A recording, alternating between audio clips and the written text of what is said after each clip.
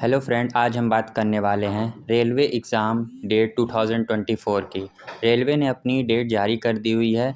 सारे एग्ज़ाम की डेट आ गई हैं, तो आप अपनी तैयारी शुरू कर दीजिए। चलिए आइए आज बताते हैं कि आपकी एग्ज़ाम कब स्टार्ट होगा।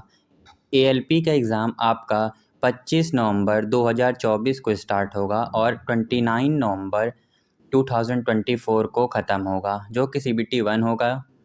फिर आरपीएफ एसआई का पेपर आपका 2 दिसंबर 2024 को स्टार्ट होगा और 5 दिसंबर 2024 तक चलेगा।